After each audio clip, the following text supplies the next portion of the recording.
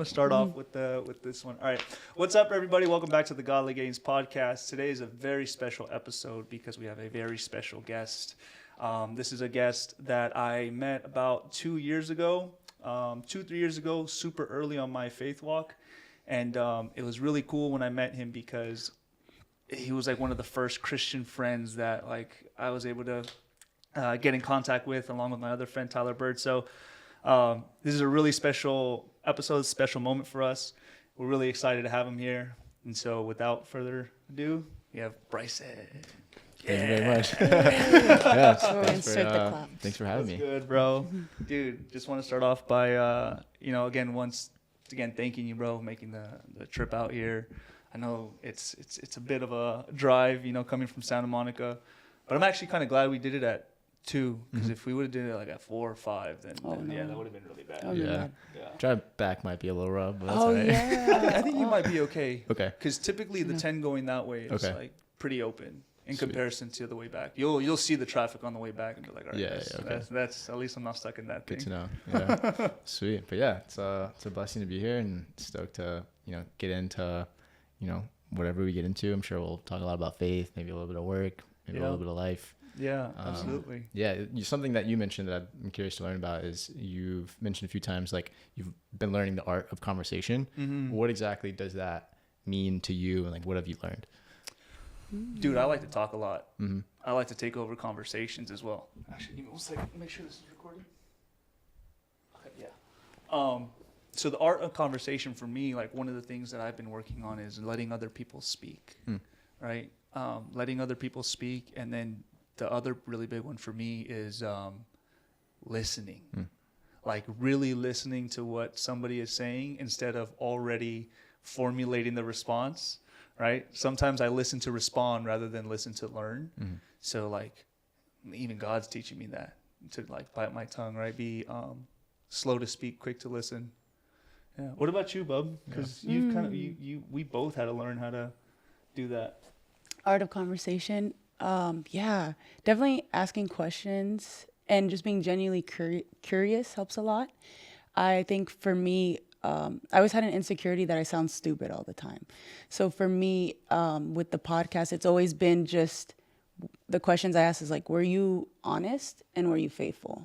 And everything else just doesn't even matter. So I would just try to get lost with the person and just, this is the first time I'm meeting you, or with Michael, we do it together as a husband and wife. And it's like that question, well, we talk all the time. What can we talk about here on the podcast? But there's always something new to discover if you open up your mind and your heart. Sweet.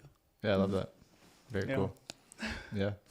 One thing I learned from a book called 12 Rules of Life by Jordan Peterson. He has a specific chapter kind of in a way about the art of like listening and how important that is in his practice of clinical psychology.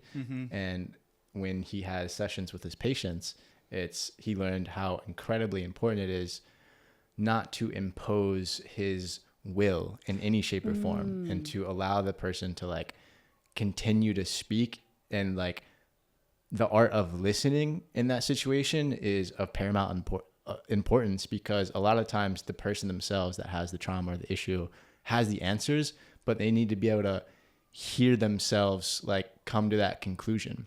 Oh, that's good. That's good. Yeah. And so it's the art of like asking specific kind of questions so that person can like understand their own selves through, the prompting of questions, rather than like, oh, I'm reading that you're this kind of way and you're that type of person, and like imposing his opinion and his belief onto this person. And like they might alter and change their entire perspective of life because of his own like, whatever he wanted to say in that moment, and like so his own agenda. Yeah. And so he teaches quite a bit about like how important it is to sit and really listen and really understand, and just to like ask the right questions. And a lot of times like the people that we're speaking to have the answers, and it's like to pull them out of them. That's really good, man. I actually learned something by you saying that, like the person already has the answers. See, I had the problem of already trying to give them the answer. Yeah. Right. I was actually doing the opposite of what you're supposed to do. Yeah, that's really interesting. I like that too, because you said that the asking the questions, and then I ended up learning, because for us, it's always is this sound deep enough? Or is this have enough substance? I don't want it to sound shallow. And so I would think I would have the responsibility to carry the conversation, but really it's the questions that I ask. I can make one question. If I want to get deep, it's the follow-up question. And then he starts exploring parts of his mind, like you were saying, that he's had all along, but has never verbalized or contextualized into actual like ideas. So I also had the struggle of like being okay with silence.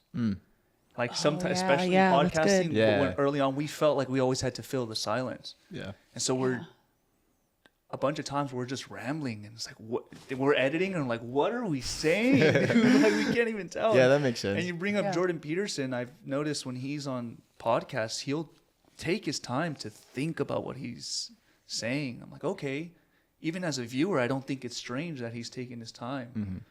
So that's one thing. He's like one of the, I don't want to say one of the few people, but one of the main people. Like the way he speaks and the way he articulates himself, for him, like he perceives himself as like every word that comes out of his mouth, he uses as, you know, like a sword and a weapon a lot of times. And so he needs to be incredibly articulate and make sure every single word in his sentence like adds up to one coherent and like very well put together thing. So he sits and like really tries to identify like, you know, what it is that he needs to say and why he has to say it. And so like that I really respect about him, because a lot of people would just like, you know, say a bunch of random stuff and get it out and then maybe arrive at a conclusion. But like he very much spends the time, like, because he believes that, you know, everything that he says is truth. And to like identify truth can take a while sometimes. You know what I mean? So it's good, man. It's a skill that I definitely want to learn. I've always admired JP. Are there any other people of his stature or like public speakers that you also really like to follow?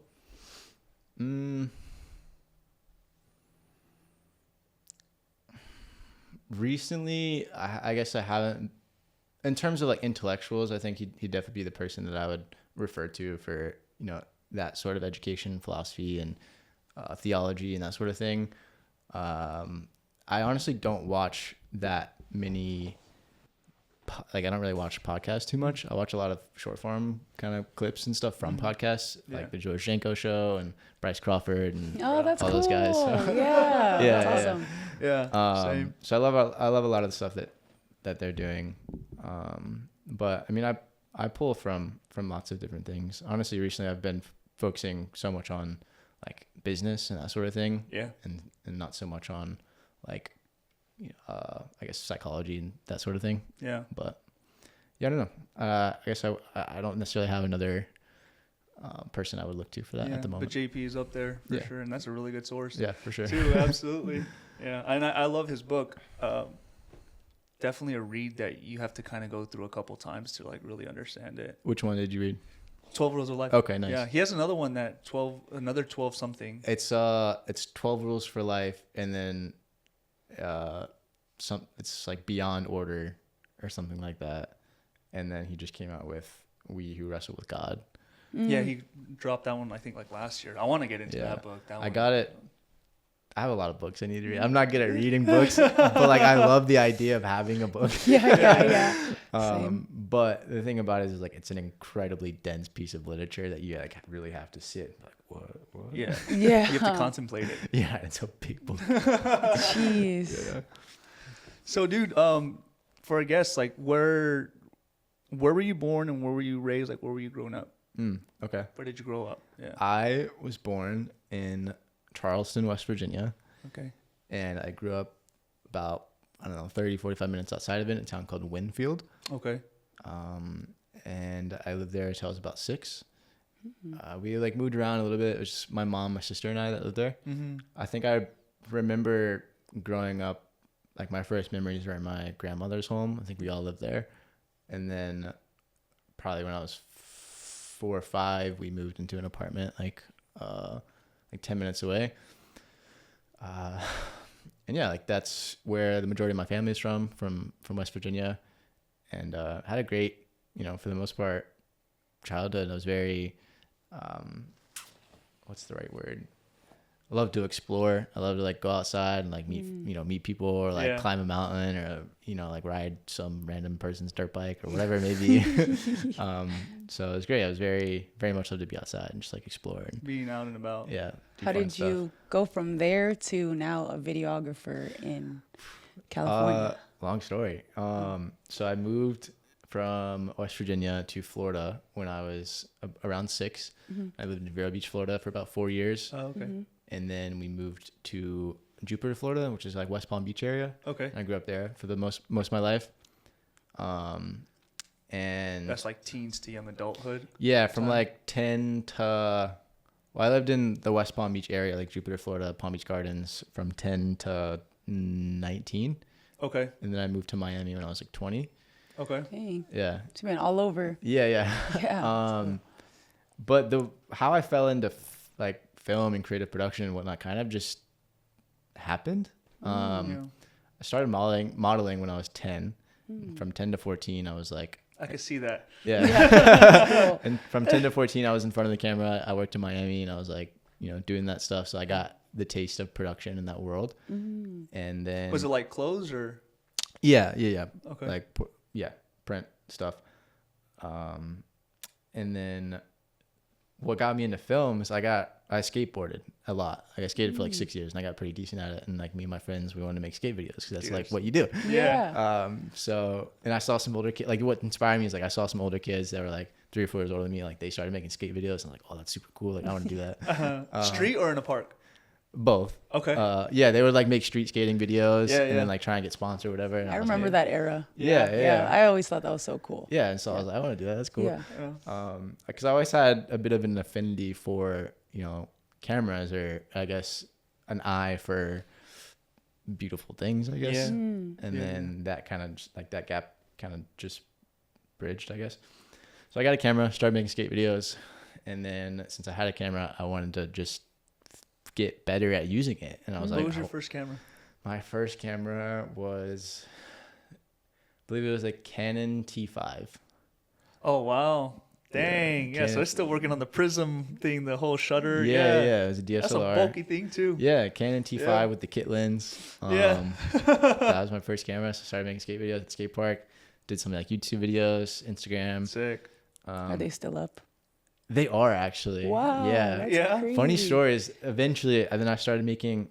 It's a long story actually. We got time. Yeah. Okay. I picked up a camera when I was probably, I want to say 14 was like when I got my first camera, and then when I was 15, I got into high school in 9th grade. Bunch of stuff happened in my life. My world flipped upside down. I ended up dropping out of school before the first semester ended. My original plan was to do virtual school and just do it online, kind of do my own thing, travel and that sort of thing. I never wanted to I didn't intend on fully dropping out, but I just really needed a break from that environment. And it was just like, I was battling, severe depression, like suicide and all this stuff. So it's like, I need a break. I can't do this. Yeah. So I got into virtual school. And then I was like, I have this camera, and I got really big into watching YouTube vlogs and all these people traveling the world, doing fun stuff. And I was like, I could do that. Like, that looks awesome. I could do that. I could figure that out. Yeah. So then I just started dreaming. I was like, there's so many opportunities out there for me to do. Awesome. And like, there's so many people like building a life off of the things that they love and enjoy. Yeah. And I was like, that's accessible to me. That's accessible to everyone. And I was intelligent enough to know how to go and figure something out. And I was like, we live in the age of information. We have all of this stuff accessible to us if we have the will and the means to like go and do it. I was like, I do. I have the will and I have the mind and I have like the ability to teach myself. And Did you have the support? Certainly not initially.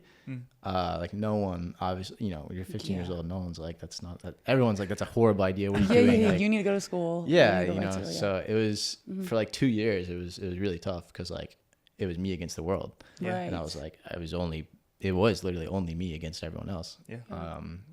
So it was certainly tricky in a weird time of my life because like, like no one believed in me and everyone was telling me to like get my stuff together and like figure Putting it their out. plan on your Yeah.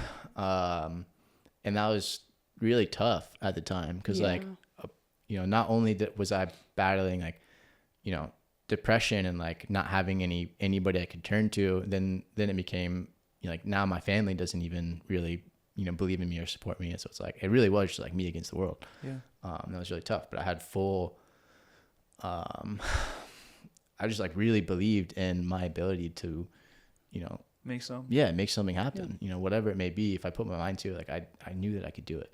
That's awesome, man. And I was, you know, looking back, I was like, that's, you know, Right, it's crazy. And but, it's like, it's worked out so far. So it's been a beautiful journey. I mean, I'm incredibly blessed, like everything that I've been able to do and have like genuinely does come from God. Because there's so many things that have happened that like I just don't deserve. Like there's so many more talented people than I, so many more responsible people than I, and somehow I've just like, I don't know, been blessed. You know, a lot of gifts have been given, and I'm very grateful for that. When did your faith journey begin? I love that you give all your credit to God. Yeah. Began probably 2.5, maybe 3 years ago now. Oh, yeah, I guess it began about 3 years ago. Yeah. Awesome. Well, like that's when I started to try and identify like the Christian faith. And that's when I like began dabbling in that. But I was like spiritual for like I guess 10 years or 8 years before that. I got you.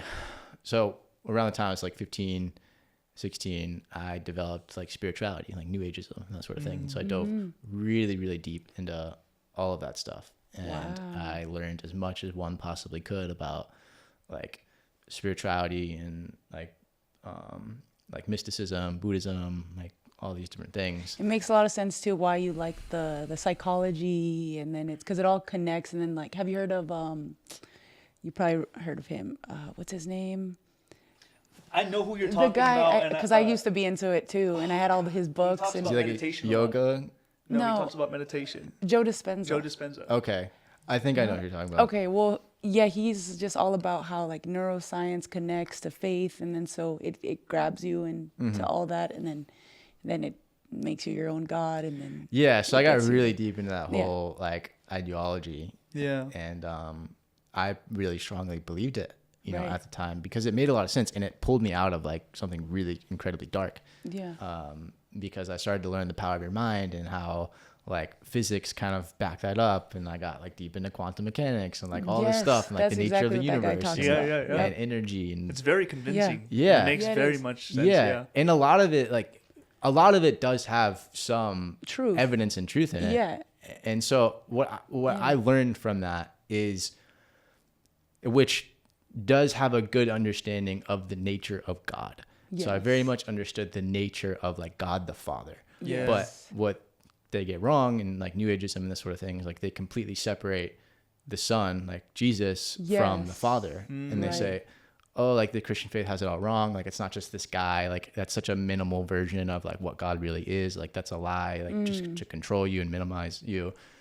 And so like I believe that, and I understood like God the Father, like this omnipresent, you know, spirit and entity that like permeates and penetrates throughout all things, throughout all of the universe, and like this substance and this energy that you can like connect to, which like in a way is very much true.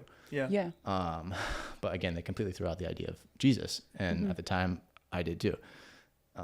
But then when I started to like open myself to Jesus was about 3 years ago.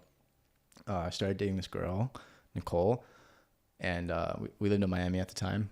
And the beginning of our relationship was very rocky and rough, and we both had a lot of issues going into it, and a lot of things that we weren't aware of that were issues. And when you begin to love someone and you begin to spend a lot of time with someone, you know, all of those things start to come out to the surface and come out, and you know, the deepest, darkest parts of yourself begin to like show face.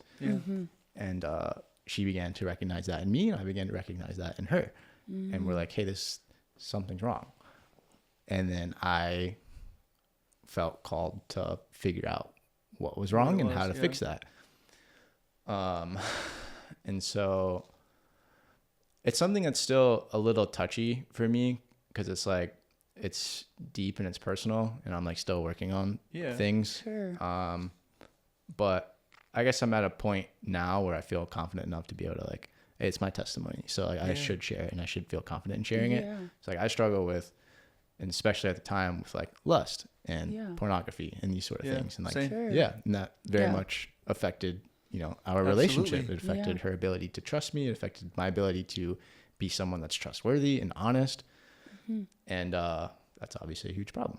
So she was not okay with that, and I wasn't either. And I was like, okay, I need to do something about this. And at the time, it was something that I never talked about before, never brought up to anybody. It was like, you know, really for anybody that's never like been confronted with it, it's like this, you know, it's like Harry Potter hidden away in the closet. Like, you don't speak about it. You don't talk about it. It's like this deep, dark secret that like no one should know about. And at the time, that's what it was.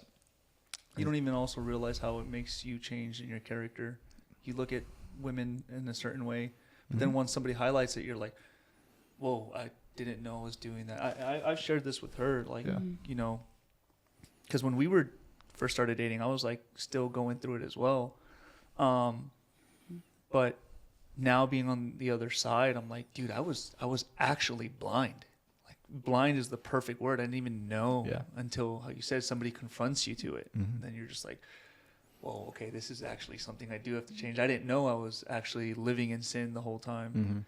Yeah, and you have no idea how much it affects you, and not only that, how much control it has over you before, you know, you are confronted with it or someone calls you out for it.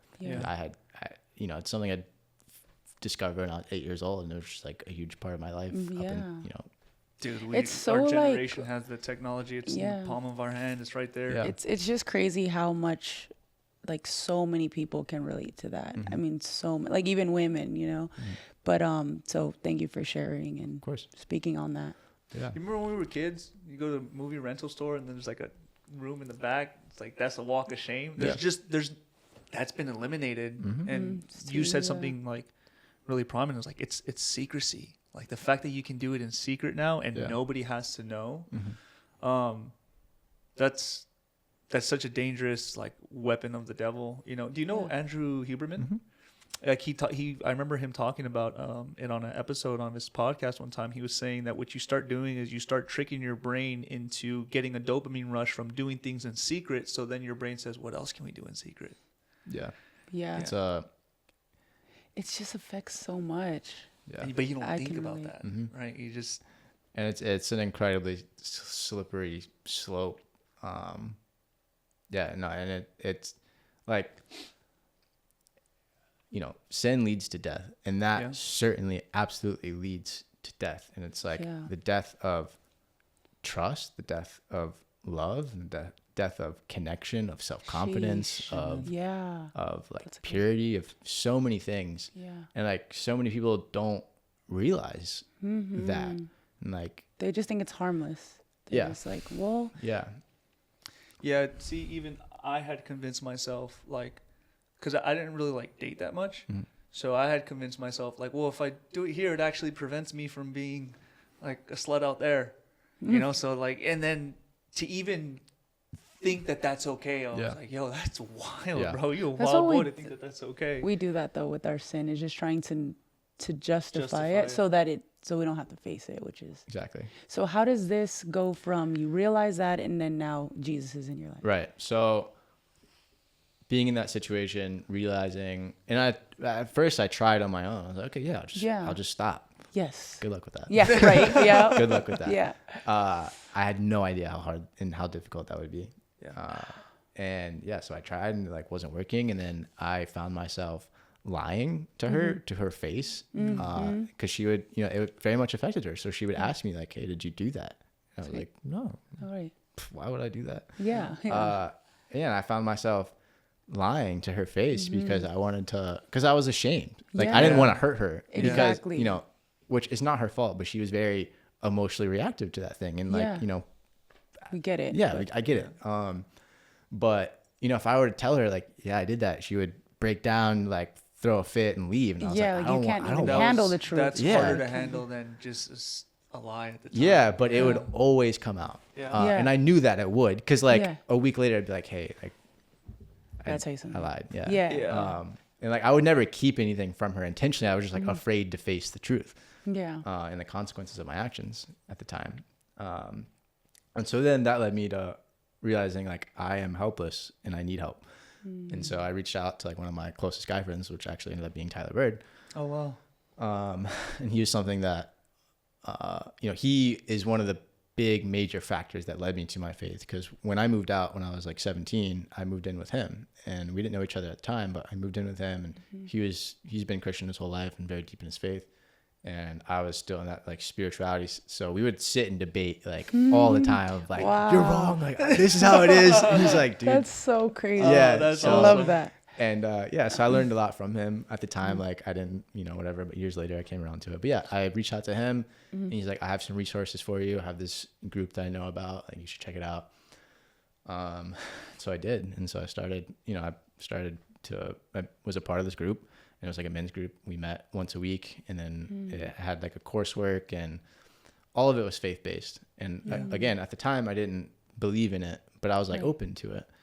And so I was just like, I'm a very inquisitive kind of person. So I'm always open to learning new information, and always open for my mind to be changed if it seems, truthful or reasonable. Yeah. And it's like I think it was like an 8-month program, and the majority of the guys were Christian. Like some of them were extremely deep in their faith. Yeah. To me, it was like weird at the time. I was like, what do you. How are you feeling about Jesus at this point? You kind of side-eyeing him, or are you still very much like, nah, it ain't him? My perspective before knowing him was that like Jesus was this man-made concept to simplify the like glory of God into something that's easy for regular humans to understand and have a relationship with. And I was like, but I thought God was so much bigger and more grand and like, mystical and, something so much larger than that. And I thought that what I believed in at the time was so much more powerful than... They were like limiting... You felt like they were limiting themselves by believing. Yeah, because at the time, like my perspective was... if I do these things and practice this like spirituality and like raise my vibration and like operate out of love, then I can connect with God and I can be one with God. Yeah. And if you just believe in Jesus, like you like hit a ceiling and it's like you can't get the full thing.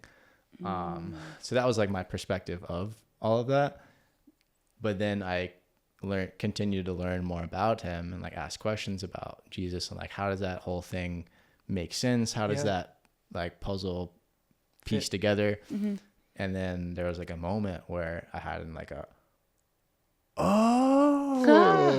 kind of moment. Oh my God. It was like through the course that I was taking, and Yeah. it was like a video that like explained what Jesus is.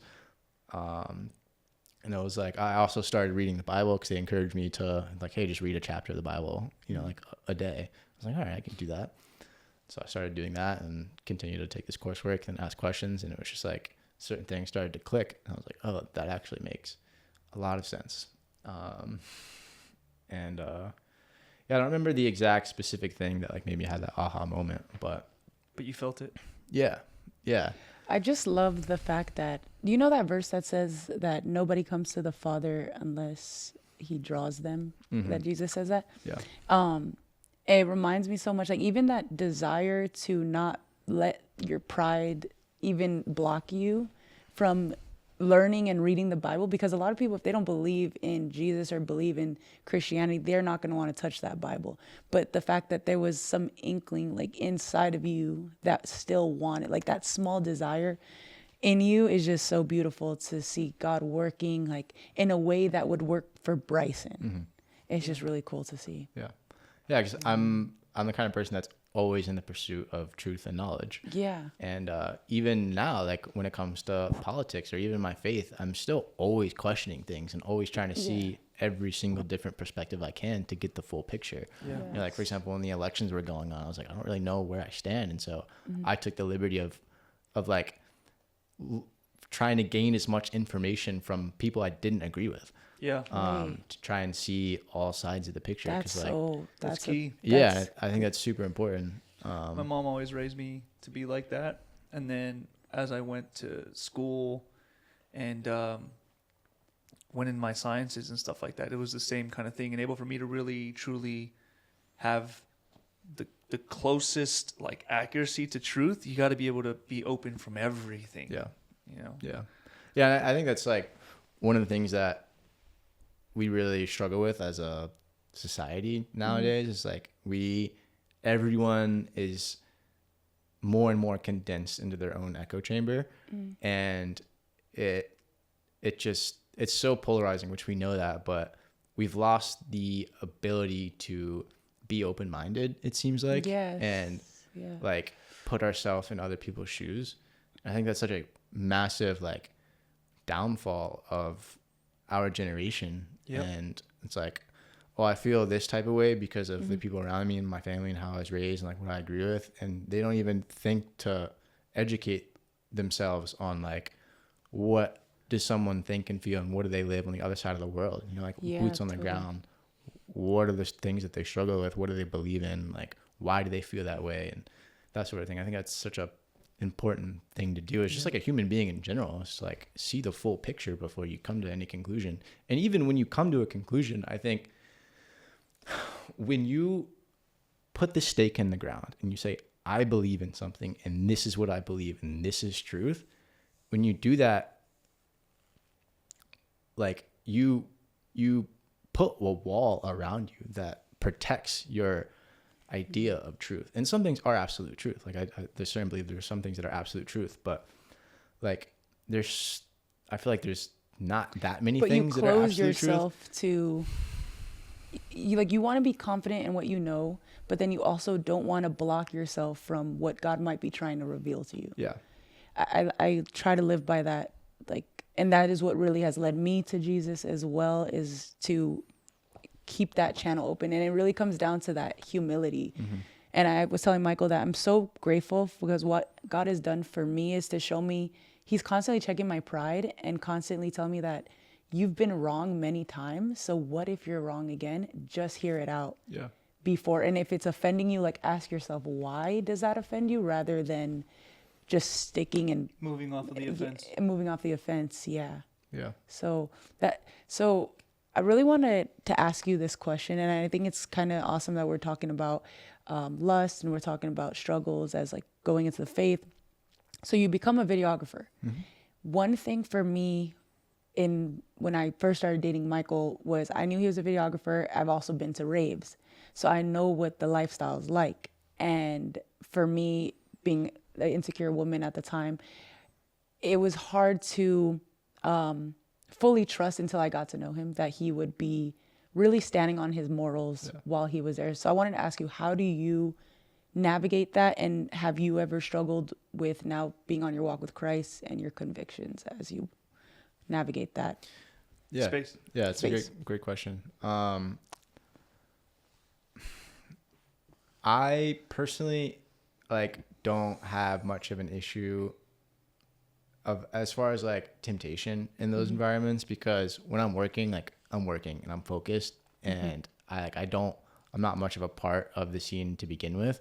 And so like when I'm there and I'm hired for a job, I do my job and that's it. Like I'm not doing really anything else outside of that. And a lot of times we don't even have time to. So it's like you won't survive in the industry if you're going there to party. Yeah. So like number one, like the opportunity for me to be even in a situation where something that would happen that I wouldn't like is very low to begin with. But like one thing that I do recognize and notice is, like for example, going to a festival or an event or whatever it may be, lust is very prevalent, and you see a lot of people on drugs and a lot of, women wearing crazy things. And it's certainly hard to not let your mind go in that direction of sexualizing people or like ruminating on those thoughts and whatnot. But through like all the work I've been doing it the last couple of years of trying to like gain control of that. I've certainly, have been able to put certain barriers and boundaries in place for myself to know like, okay, I'm not going to stare at that. Like if I see it at a glance, and I'm going to look away. You know what I mean? Like I'm not going to like let myself go down that rabbit hole. Meditate on it. Yeah. Yeah. And so I stay focused on my job and like what I need to do and the art and my craft. And, yeah, I mean, that's pretty much just all there is to it. 'Cause I don't really engage in the partying or drugs or alcohol. Like I don't really do that, especially while I'm working. But it is something I'm well aware of and something that I don't necessarily prefer, obviously, or a situation I like to be in all the time. And so, over the last year or so, and especially right now, I'm working on ways to kind of honestly find myself out of it and like work on different things that are more fulfilling and more in line with, the kingdom of God. Yeah. So that's something I'm actively working on right now, like building a business and being able to put myself in situations that are much more in line with, the kingdom. So yeah. Really quick. Yeah. I love that you have those boundaries and that it sounds like to me that you're not even the type of person that would even, you just don't allow the room for that to even come into your life, which is super key. Yeah. I wanted to, sorry, I tend to forget what I was going to say. Okay. But, oh yeah. Okay. So, we were saying that talking about boundaries. Yeah, we're talking about boundaries, setting the boundaries. Okay. So this one time I had this, I couldn't tell if it was conviction from the Lord or it was me feeling insecure. And so one day I was just thinking, man, I think Michael needs to get out of that space. And I need to tell him now, and he needs to move. And it was coming from more urgency. And I know God doesn't really move like that. Like he moves more with like a gentle nudge and then would put it on his heart. But I was like, maybe he's talking to me. So I used to believe that Michael needed to get out of there. Like the only way he could glorify God through his career was just to not film raves at all. But as I matured in my faith a little more, I realized that God, sometimes he calls us into areas to bring the kingdom there, rather than saying you can only be in this Christian safe little bubble and this is where I want you to operate. But it reminds me of Jesus, where Jesus actually goes to the dirty places and he brings his light there. So I wanted to ask you, have you found ways where you have had opportunities to bring Christ into that environment? Yeah, and it's a beautiful like element and aspect of our life and our job is, yeah, we a lot of the times operate in a space that has a lot of lost souls. And a lot of times like we come across and meet people or even work with people that like are looking for something. They're looking for community. They're looking for connection. They're looking for something to believe in, and they haven't found that. A lot of the times, sometimes you meet great people. Sometimes, you just meet some lost souls. And a lot of times those people are just looking for guidance or just someone that models or represents, who they want to be. Or even like, just like, I don't know, sometimes, you're in rooms with people that you start to get into conversation. They start asking me like, oh, how's life? What'd you do this week? And you're like, oh, I went to church and hung out with my friends. And they're like, oh, like, how was that? Like, you go to church? Like, that's weird. Tell me about it. And they become inquisitive. And then we begin to tell them about, our day and how it was and why that's important to us. And people are attracted to that. They're attracted to. Right. Like God opens up those little opportunities of conversation for you guys. Yeah. And so I've recognized just in my own experience, like there's been multiple times where, some of the people that we work with in Insomniac or like just random people that we come across, or even just people that I run into at the crowd. They're like, yo, how'd you get this job? Like, who are you? What do you do? Yeah. And then we connect and like a lot of times we run into like, some really lost souls. And like when we were working Excision, the other week, I went outside, like interview people as they were walking in, and I talked to this dude that was, seemed to be pretty heavily under the influence on some type of drugs, but he was just sitting there and I was sitting there next to him. He's like, hey, like, what do you do? And he's like, oh, that's super cool, man. Like, that's awesome. And then I was like, hey, do you mind if I just like ask you a couple questions on camera? And then we get into it. And I was like, you know, what does this mean to you? Like, why are you here? Like, what do you go through? Like, you know, why do you like it? That sort of thing. He's like, man, like, I go through a lot, bro. Like, I struggle with a lot. And, you know, a lot of times I don't have a good, you know, good days or whatever it may be. But this is like, you know, an area for me to let it out and like express myself and just like get it out. And he's like, thank you for, not me, but like the people at the event, like for giving me the space to do that. And I was like, I ran into so many people that feel that way. They're just like are lost and they have struggles and like they're in pain and they just like need something or something to like let it out or like something to, you know, heal themselves. And so for us to be able to have those answers sometimes, and we've seen, you know, we've invited people to church and they start coming to church and they find their faith. It's like incredibly beautiful. It's actually like experience. Literally a crowd full of lost sheep. Yeah. Because you're right, like so many people are there because they're not happy with their life, so they use music festivals as an escape. Mm-hmm. And then it's awesome because then when God allows that person to come to us and speak to us, it's like we actually can give them that thing that they're missing. Like they're already in that vulnerable state. Like I'm here to escape, you know. And when you just have conversations, there's so many people who are already willing to be vulnerable at a festival in comparison. Where if you were to run into them like at Food for Less, they wouldn't be as vulnerable. Yeah, that's so true. Yeah, because they're free, they're trying to escape this thing. So, I feel hella purposeful now working festivals because like now I do have like the truth that comes with me, you know. And you've seen me, bro. I'm always wearing a flag of some kind, something that says like, yo, like me and Jesus, we walk together. Mm-hmm. And so many people always ask me about like the vest that I wear or like the hat that I wear, and I'll immediately just start a conversation like, are you a believer? And like we'll just have a 15-minute conversation, 10-minute conversation, whatever, and then, you know.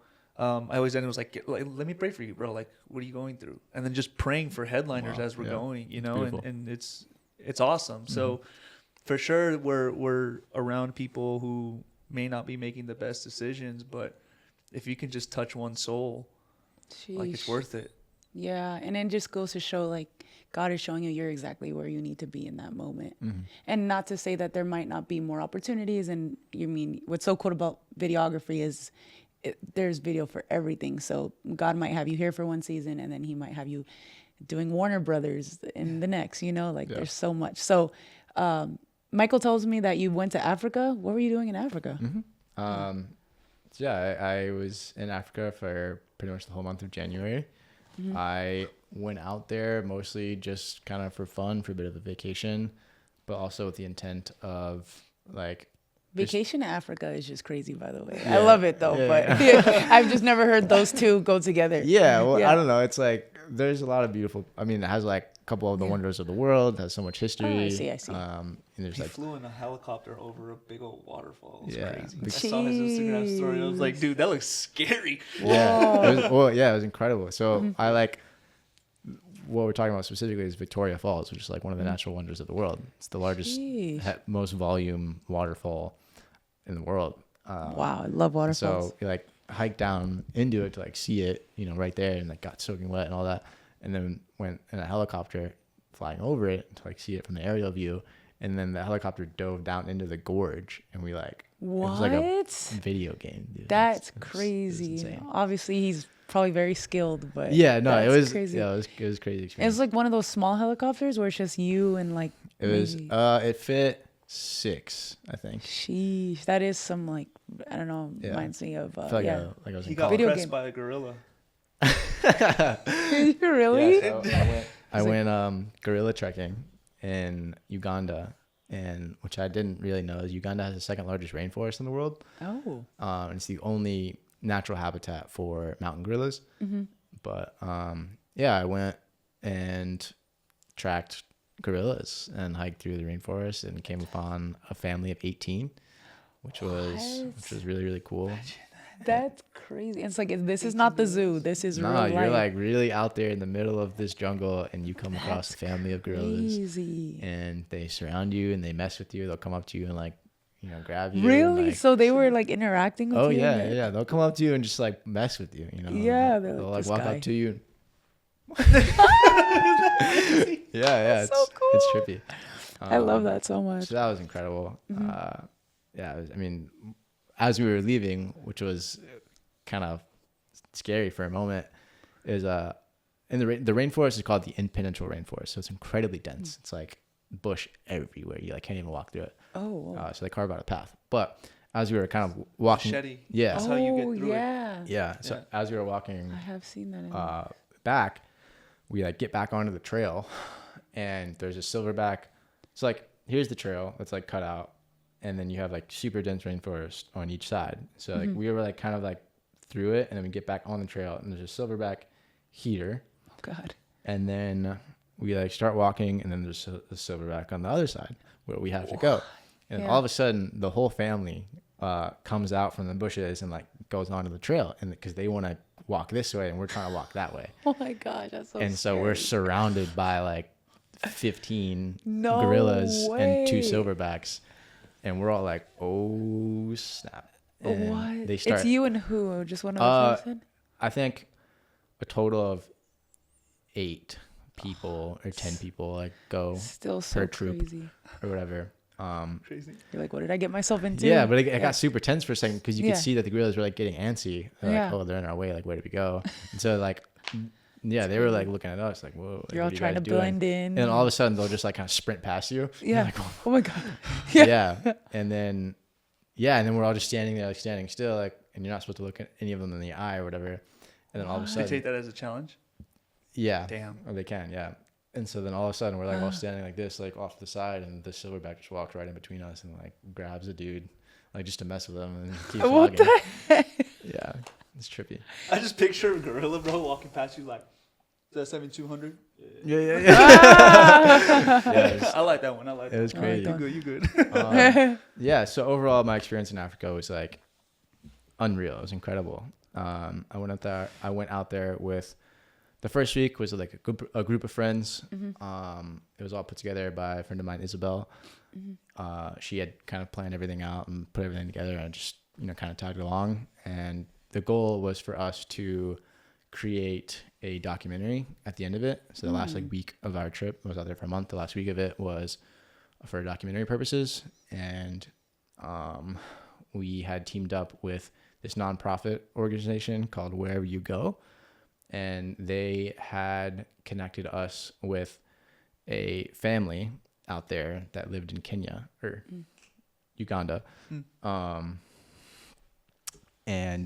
so it's a mother and father, and they run a church, a school, and a refugee camp, like an orphanage. Okay. And so we helped raise, I think it was like, it came out to like $6,500, maybe $7,000. And we had raised this money for them, and then went with the mother and father to go and buy all the supplies for the school, the church, and the orphanage. And so we got we purchased, I forget exactly how many, but it was like, let's say 25 mattresses for the school, because people that don't have family or really place to go home to, they sleep at the school and the refugee camp. And then like bed sheets, toys, school supplies, all that stuff. And I went and documented that. Was this a Christian church? Yes. Yeah. Yeah. Okay. Yeah. They're predominantly Yeah. Christian. Yeah. And that's one thing I wanted to like bring up in the pod, and I was actually saving it for the pod. Like, what did you notice in the differences between like Christianity in the States, because it's so prevalent here compared to over there? What do you mean exactly? Like, were there any key differences at all? Like, the way they worship. Maybe the way they worship, or the fact that like here I feel like there's a church in every corner, right? I don't know how many churches are out over there. Yeah, it's as or more prevalent. I'd say it's a little bit more ingrained into their culture than it is here, which like we used to be, but now we've kind of just gone in so many different ways. Everyone has their own beliefs and all that stuff. But there it's very much ingrained into the culture for the most part. And when you go to places and you recognize that people have less, their much more humble, and they're much more faithful in a way, because they don't feel that, you know, a lot of the times, like, you know, here in the West, people feel like they have it all under control. Like they're their own God. Like I'm the control. I'm in control of my world and the universe. Like I'm the center of it all. Yeah, I provide for myself. Yeah.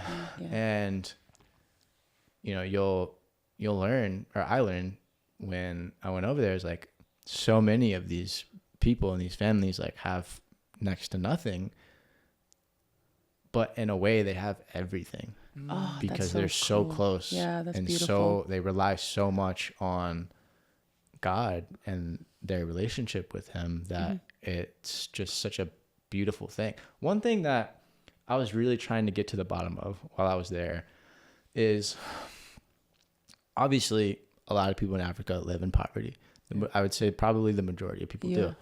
And I saw, like, I went to the big cities, but also went, you know, everywhere. And so you see all the rural towns, and it's like the majority of people have nothing. Yeah. And like they make their houses out of mud by their own hands, and you know they don't have like running water, or, you know, all that stuff. Yeah, they they hunt and kill their own food and make it. Like that's their life. And what was interesting is I was like, what's the solution to this?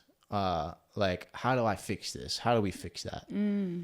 But you'll also find that a lot of times they don't want to. They're happy. They're content. Like something I'd asked when we were driving through Kenya is you see like thousands of cows, like everywhere. Yeah. And our tour guide, we had like talked. So I forgot what exactly we were talking about. But we were talking about this, and he's like, we were talking about school and how the government made school mandatory in this area, or like all over the country or whatever, and it was like really difficult at first because they just wanted to hang out with their cows. That's all they wanted. That's crazy. That's their whole life is their farming and their cows, and like that is peace and happiness to them.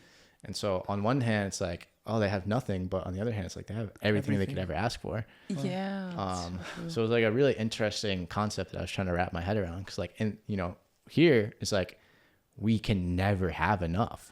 It seems, you know, like even me, I struggle with that. It's like there's always another thing to get, or always a next step or thing to achieve, and it's like, when does that end? You know what I mean? Like you could have everything, and there's a verse about it. It's like you know, like you could have the whole world, but you sacrifice your soul. Like, and what would it profit a man, you know, to, you know? Isn't that so crazy? Was that not the verse that?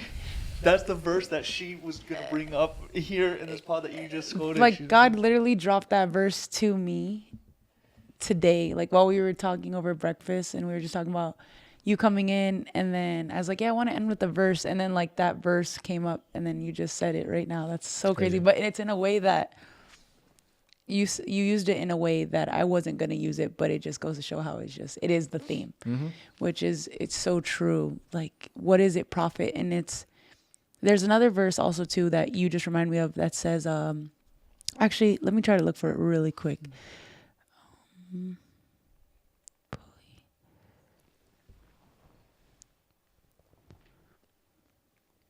You know, as you're talking about it too, like you were saying, like you're trying to get to the bottom of it, like you're trying to figure it out.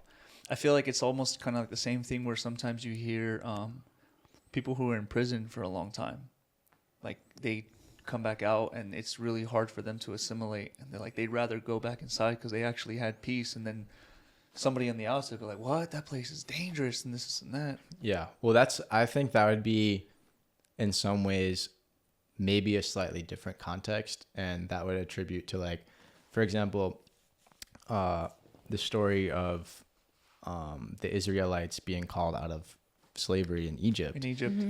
What you'll find in that story of I believe it's Genesis or Exodus. You find that, you know, Moses meets God, and then God calls Moses to go and save his people, and now these people are being pulled out of slavery and promised the promised land, but they have to go through the desert, and they have to go through losing everything and losing their way of life and losing the things that, even though they were enslaved to, They were comfortable with that because their life was predictable. They knew what they were going to get, and they knew the challenges they were going to face. When you enter the desert, when you enter the unknown, you don't know what to expect. And sometimes for a lot of people, they'd rather be enslaved to their sin, their addiction, their job, their life, because they're familiar with it and they're comfortable with it. And being in a period of, and being in the desert and not knowing the direction that you're going in, just all you have is faith, and it's blind faith. And it's just listening to the pull and voice of God is can be incredibly scary and very daunting, but risky. That is the pathway to the promised land. That is the path that that is the journey we must, go on if we are to reach this calling that we're being pulled to, or this paradise that we so desperately want to obtain. The story of the wilderness, the way you just explained it, you just clicked off so many light bulbs in my head, because every time I hear about it, it's such a, obviously a metaphor to our lives and what God has us walk through. But what you're saying is that it is actually really through the blind trust that we actually finally get to a full satisfaction of life, because that's what the promised land was. It was something that wasn't slavery. It was that freedom that we all want deep down. But it's the road. Are you willing to embark on that journey, on that road? Yeah. The gate is narrow and the path is long. Yeah. To enter the kingdom of heaven, something along those lines. And but the destination, the destination is so worth it for me. I also heard it's been said that the road to heaven feels like hell, and the road to hell feels like heaven. Yep. I'm like, dang. Absolutely. It's so true. It's so good.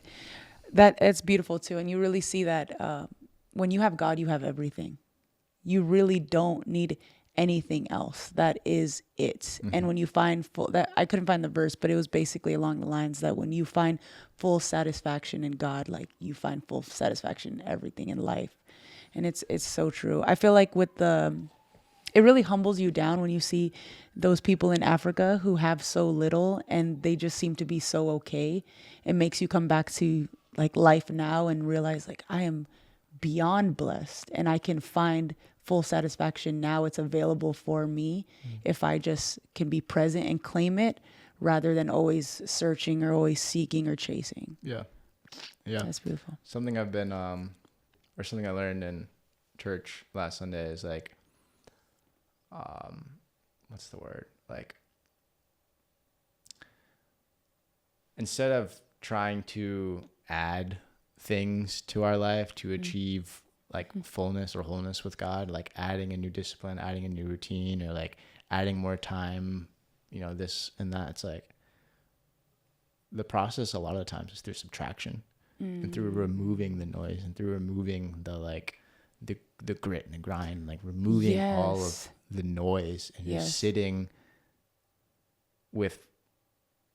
The practice was of solitude, and it's the art of removing everything and just sitting with nothing but you and God. And when you put yourself in that place, so much of what's in you starts to unveil itself and unravel out of you, and you get to sit and confront the things that are tempting you and are that make you struggle, and the anger, the rage, the sadness, the pain, the addiction that you have deep within your soul starts to come to the surface. But that's only you only get really truly get that experience as if you remove everything else. And so it's a lot of times the journey to holiness or sanctification is through being stripped of everything. Wow. And I'm tying that back into my experience in Africa. It's a lot of these people, they've been maybe not stripped of everything because they didn't have anything to begin with. And so all they have is their faith and their relationship with God. It's we don't know if we're going to have our next meal, but if God wills it. Right. And that's such a beautiful, incredible thing, because it's so humbling and in a way it's so rewarding. And now like my conversation with you over dinner becomes so much more valuable because I don't know if I'm going to have it again. And I don't know if I'm going to have the taste of this food again. Yeah. And like it invokes this richness and fullness of life that a lot of times we're desensitized to when we're, you know, like over here in the West, because we have everything and more. Wow. So it was like very eye-opening to kind of experience that. I love that. Yeah. Getting back to that simplicity and remembering how blessed you are is something that I always feel that pull, like to get back to, because it's so crazy how you see the people with so much and still feel so broken, so empty. And so it goes to show that it really is the counterfeit of Satan to show us that, oh, you just need more money, or you need more status, or you need more this. And then you're chasing, and you never find it. What you're saying also reminds me of what suffering does for us. Because there's been times where like you're just so sick, and then you get so sick, and it just makes you so grateful for, as long as I'm just not sick, my life is good. Yeah. Like I'm not complaining about nothing. Mm-hmm. And I love that sometimes God will use the suffering for you to have that eye-open revelation and get closer to him, and you know, him to heal you. And sometimes I think I don't want to wait for suffering to happen, or I don't want, maybe I don't know if this is wrong for me to think this, but sometimes I get scared that if I don't learn lessons when I'm feeling good, then maybe something bad will happen so that God can teach me one way or another. And I don't think God really works like that, but it's a fear I have. And I don't want to be someone who only appreciates God when it's hard. Yeah. Is basically what I'm saying. Yeah. Amen. Mm-hmm. Well, I was thinking about like, because you were talking about, you know, how your pastor said a lot of the times it's like subtracting things from your life. Mm-hmm. And one thing that like I'm learning in this season with God is the still place. That still place, which quite literally is cut out the distraction. Yeah. I'm very much a type of person where as soon as I wake up, I'm already trying to think of the whole list of things that I have to do. And then I get through half my day and I'm just like, man, I feel disconnected from God. And it's just like, yeah, dude, because from the moment you woke up, you just go. Yeah. And as you were speaking about all that, it brought me to a verse, be still and know that I am God. And with the whole subtraction idea, it's like, be still and know that I am God. Be still and know. Be still. Yeah. And then just be. And like, that's something that I've been constantly rehearsing in my quiet space with God, because I didn't realize how important it was in our faith journey to listen to him. We do so much praying, we do so much talking, but we don't do enough time just being still and listening. Mm-hmm. And that's still really hard for me to do. It's hard for all of us because, again, we're like so overstimulated that it's like, we live in a culture that like it's become nearly impossible or weird to like be still. Yeah. I feel like you're doing something wrong. Yeah. Everything is designed to constantly pull on your attention.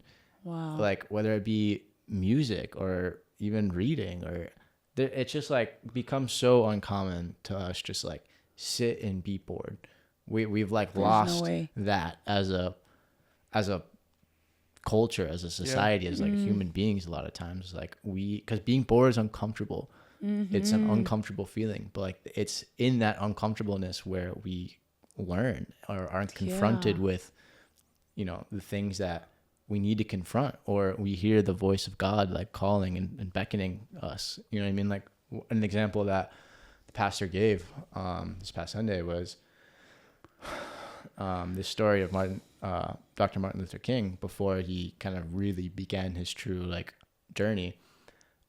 He was facing a lot of pressure and oppression. Like police were, you know, like trying to get after him. People were trying to get after him, whatever.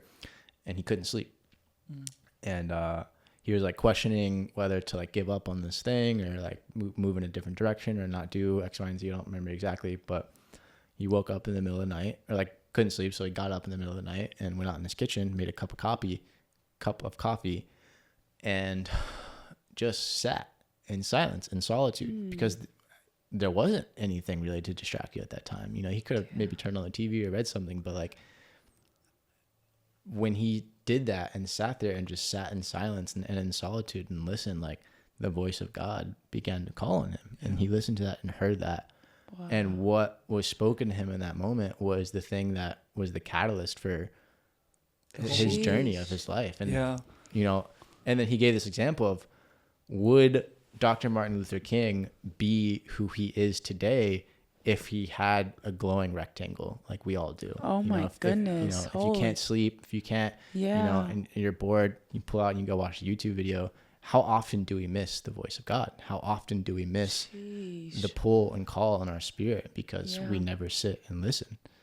That was like so eye-opening. That's foundational. Yeah. It's something that's like really important that Naomi and I have like brought up on constant times on this podcast. It's like her and I, we're still learning, and we're making it a concerted effort to stay away from this thing, because like you said, like being bored, like we have lost the art of that. I think where our generation is probably like the last generation of really understanding what it is to be bored, to go on a road trip with your parents, and then like you're looking outside and you just put your hand out and you do this, or you're looking at the hills and you're imagining like a dirt bike going up on these hills, right? Yeah. Now kids, they're just iPad kids and they're stuck there. Yeah. That reminds me of, I think I was speaking of this either yesterday or recently.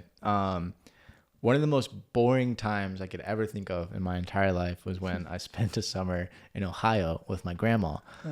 And I very clearly remember like sitting in this house, like not having anything to do. I didn't know anybody. I was just like in the middle of Ohio. Like I was like, oh, this sucks. I'm so bored. I have nothing to do.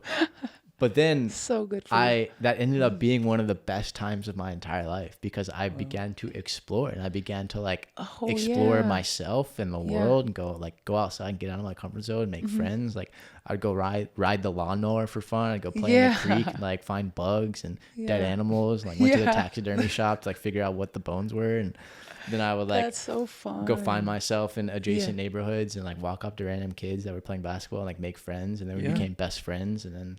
Just like right now, like I wouldn't go walk up to some random person to make friends, because like I have so many things to distract myself that I wouldn't put myself into that uncomfortable position. But like how great and how important is that, you know, especially as a kid, to go and like be bored and like let your mind, you know, imagine. You know that's what I mean? Like, that's so true. I always say that that creativity lives where boredom is, you know, and it sucks because I feel like when you're constantly stimulated and you're constantly distracted, you don't really even know who God made you to be. Like, what do you like? What's creative about you? You're just so busy always watching other people's completed ideas that you're kind of molding yourself to what they are. And then I love unplugging and the discovery that you find in that place. Like this conversation is really inspiring me to make more time to be in solitude and unplug. Yeah. It reminds me a lot of like what we're talking about is like the story of Elijah. Have you gotten to the story of Elijah? I actually don't think I have yet. So the story of Elijah, like just to set the tone, like this is where Israel has like invited a bunch of like foreign gods and stuff, and there's like prophets of Baal. So Elijah goes heads up with like 1,000 prophets for Baal, and they set this like competition. He says whoever can like light up this cow, we'll call on our God. Whoever can light up this cow, then that's the one true God. And so the prophets of Baal are like praying to their God, and like nothing's happening, and they're praying for like days. And then this is where Elijah is like such a G, because right before he even prays to God, he goes, hey, get a bunch of buckets of water and like dump it on the cow, like make it soaking wet, then prays to God, and then boom, like God makes himself known. But instead of celebrating with everybody, Elijah goes into a cave and he goes into solitude in a quiet place with God. And then God starts doing all these wonders for him. He like throws this like rainstorm, and then like all these winds and thunder and all this stuff to show Elijah, I'm not in these things either. I'm in that small, still voice. So to even tell Elijah, even though you prayed to me and you set this fire, I'm not there. I'm in the small, still voice. And so it makes me think about like the distractions that we have in the world, like our phone, like our relationships, and all these other things, the TV, the internet, games. Even working out can like be a distraction if you're trying to get away from it. It's like those are all the storms, that's the thunder, that's the rain, that's the earthquake. Yeah. It's all of that. We have to be able to sit in silence to just really listen to that small, still voice. And that's a new practice for me that I've just started learning this year.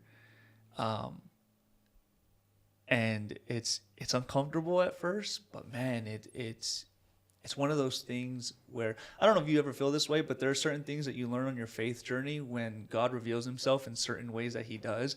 You're like, why didn't I do this sooner? And that's one of those things where I feel like with this small, quiet voice is like, damn, why didn't I do this sooner?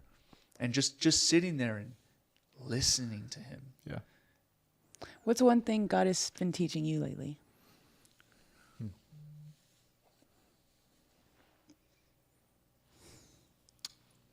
That's a great question.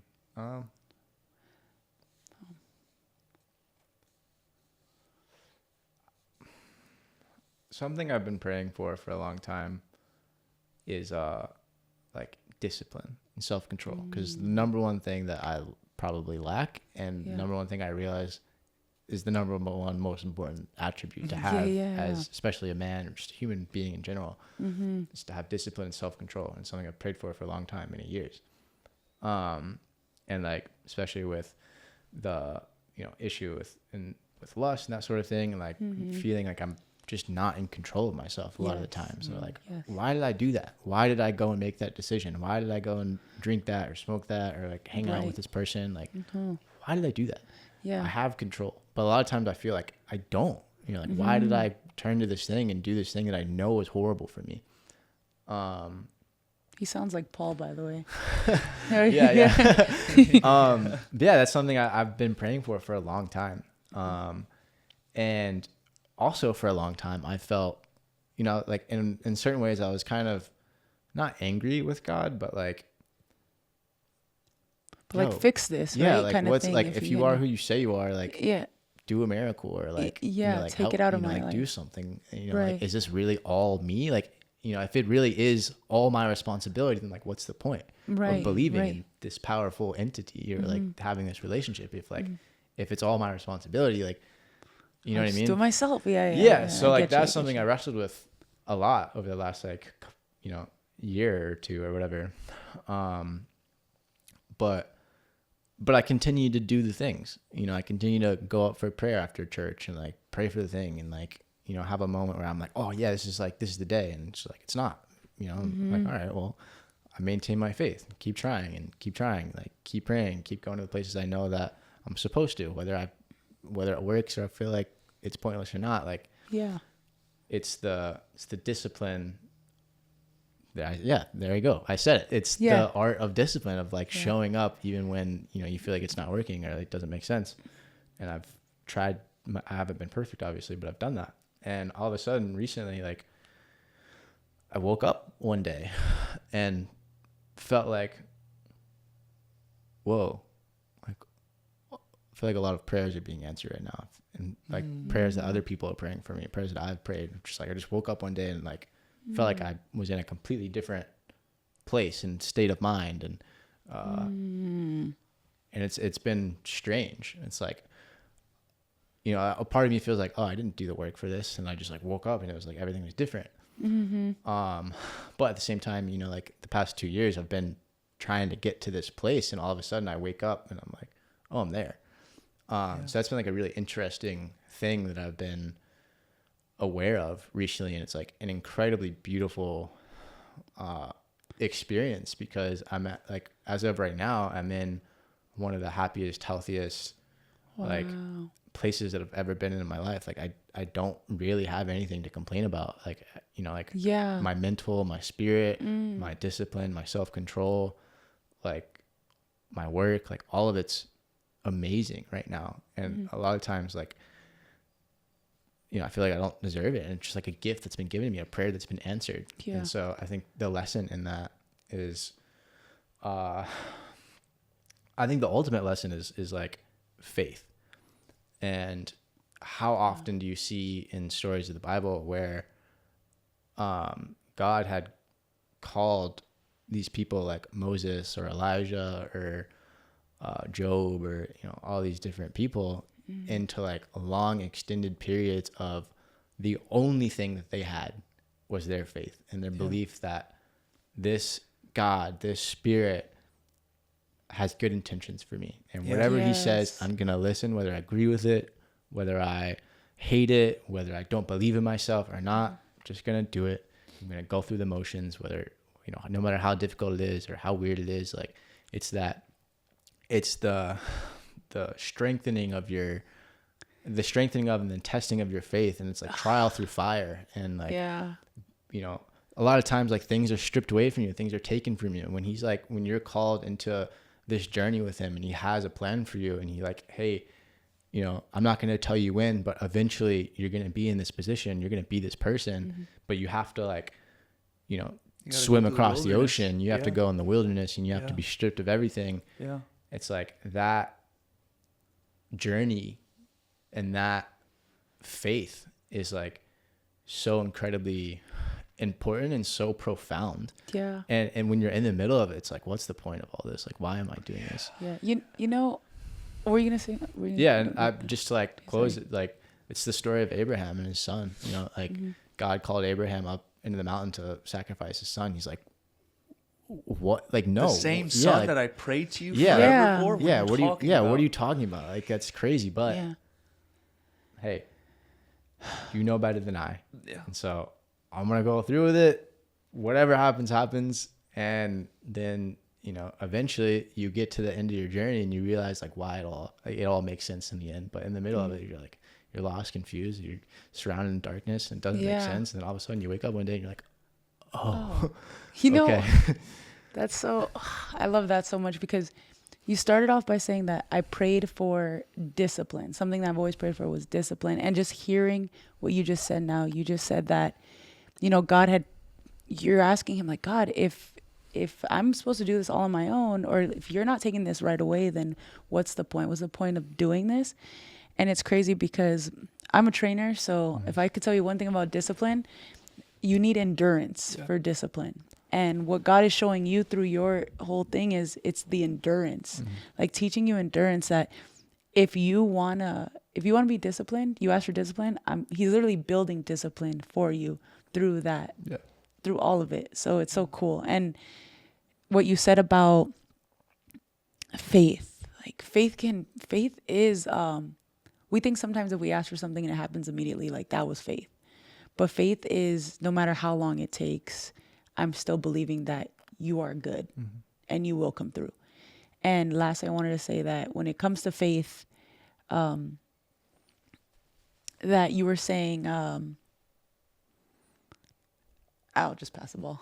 No, but to kind of point to your faith, because like that's the word that kept popping up in my head as you were talking about it. It's like you're praying to God and you're kind of upset with him because like you're asking him for self-control and you're asking for discipline. And I think sometimes when we're on our faith walks, the things that we pray for, we're looking, okay, where's the discipline and where's the self-control? But then God's like, no, that's the result. You got to do something else, which is you were faithful to him. Like you kept showing up to church. You're still in your word. You're still doing all the things. And he's making you discipline and he's making you be a person of self-control. But sometimes we sit in our prayer and we look for the thing that we prayed for, not realizing like we will get that, but it's a process. Yeah. Like it's a process. And then the process that God takes us to get that thing is actually something that we're probably not even looking at. You know what I mean? And that's an interesting thing to know about God is you know, like we pray for discipline and we pray for self-control. He won't give us discipline and give us self-control. He will give us a bunch of opportunities to practice that thing. Yeah. And then one day you just wake up and you're like, oh damn, I'm like better than I was a year ago. For sure. Yeah. All of a sudden you wake up and you're like, this thing that you've been struggling with your whole life is like it's gone. It's gone. It's so easy to get tripped up when you're going through something, not realizing that breakthrough is right around the corner. Yeah. And then when you get that breakthrough, you're like, all of that, because sometimes you're like, will it ever end, or will I always be like this? Mm-hmm. And you could just be a week away from waking up and being delivered. All right, let's close out there. Cool. Okay. All right, guys. We just want to thank you guys so much for tuning in. We want to again thank our brother Bryson for coming in and speaking so much wisdom and just, having so much beautiful conversations about the glory of God and sharing your testimony and everything and your experiences, man. I think there's so many clips that I was able to pull from this. There were so many moments where in my head I'm like looking at you and I'm just like, talk, Holy Spirit. Like, he really here with us right now. Yes, thank you, God. Yeah, man. So it was a pleasure. We would love to have you back again. A little bit further down the line, see what else God is teaching you, and then bring in Bird. That'd be awesome as well. That'd be dope Yeah. to do a podcast. Imagine with he him. comes in with his wife. Oh, that'd be crazy. Crazy. We would have to do that and then show her the first episode. And she'd be like, oh my gosh. That'd be dope. That'd be amazing. Let's close out in a prayer. Yeah, Yes. Okay. Let's get Bryson to give us the prayer. Okay. That should be our tradition. Yeah, sure. Okay. Yeah, the guest gives a prayer. Okay, Okay. let's close this out. All right.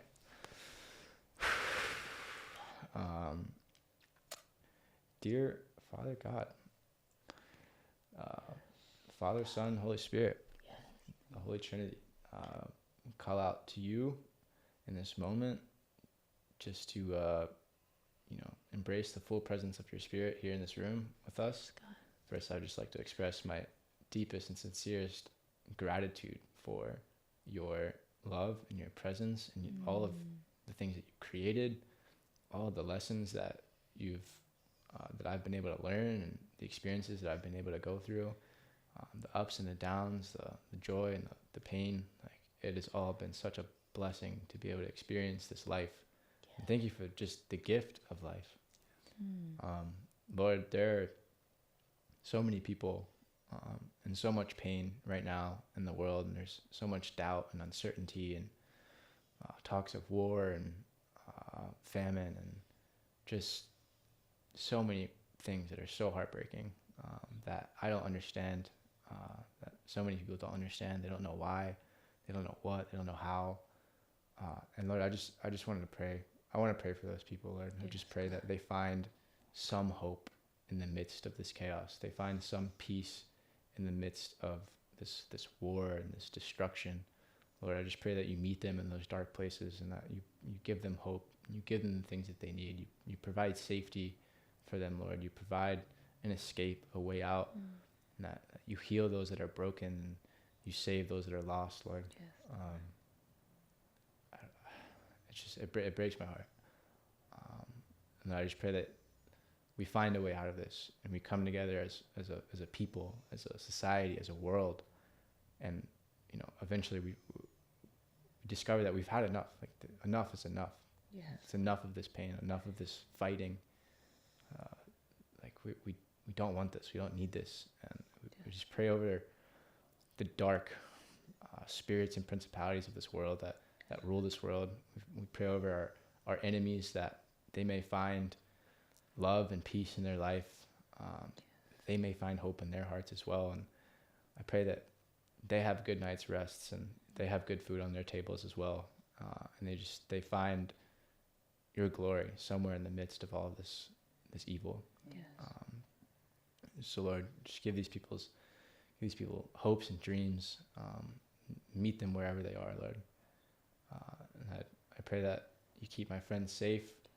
I pray that you just continue to bless us, bless this podcast, bless this conversation, bless their marriage, Lord. Thank you, God. Just continue to provide for us and continue to sharpen us. Yes. Continue to try us by fire, Lord. Throw us into the furnace and sharpen our minds and our bodies and our souls and our hearts. And we are warriors under the kingdom of heaven, and we are here to fight the good fight. So Lord, I just pray that you put us in positions to speak your glory and to speak your power and be warriors of the kingdom, Lord. And put us in the places where we may encounter the lost souls that roam the earth, and that we speak words of the Spirit and that it pierces their hearts, and they come to know you, Lord. They come to know you. And eventually, at some point, allow us to bring the kingdom of heaven down to earth. And may us all live in peace and harmony and safety and security, Lord. Yes. And that we all may experience this love and this joy that you so freely offer. Yes. In Jesus' name I pray. Amen. Amen. That was good. Good prayer, Bryson. Oh, yeah. I got that one. Yeah. That was beautiful. Thank you, Holy Spirit. Cool. Yes, thank you, Holy Spirit. All right, guys. We love you. We will catch you guys next week. Go out and get your godly gains. You gotta flex. You gotta flex. There you go. Yes.